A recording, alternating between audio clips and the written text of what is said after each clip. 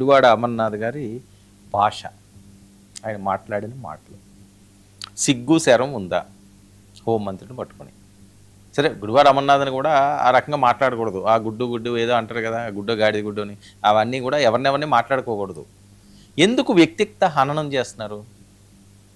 మనుషులను మనుషుల్లాగా ఎందుకు భావించట్లేదు?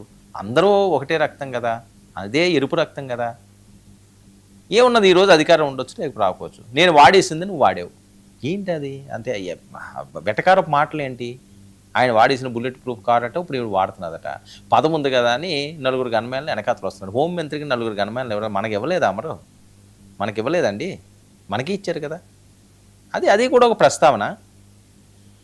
మంచి ఎండలో కానీ ఆవిడ్ని తీసుకొస్తే కేజీ మేకప్ కింద పడుతుందట, అది పుట్టి పెట్టుకోవచ్చట. అసలు ఏం మాట్లాడుతున్నావు, ఎటువైపు తీసుకువెళ్తున్నావు? ఏవైనా కొద్దిగా ఆలోచన ఉంటున్నదా?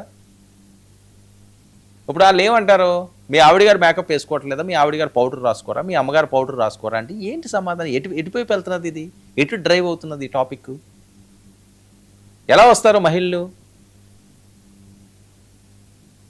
మహిళలకి ఆ సింగారించుకోవడమో లేకపోతే ఆ మేకప్లు వేసుకోవడమో, అందంగా తయారవడం, అదే మహిళలకు ఉన్నది పెద్ద ఎసెట్. అది అందంగా తయారవడమే. మన షాపింగ్కి వెళ్ళాలి అంటే జనరల్గా మీ కుటుంబ సభ్యులు ఎంతసేపు టైం తీసుకుంటారు? వాళ్ళకి అలంకారమే కదా అందం. ఆడదానికి అలంకారమే అందం, అది అందరికీ తెలిసిన అంశమే కదా. మనం పుట్టిన దగ్గర నుంచి చూస్తున్నాం, మన ఇంట్లో వాళ్ళని చూస్తున్నాము, లేకపోతే మన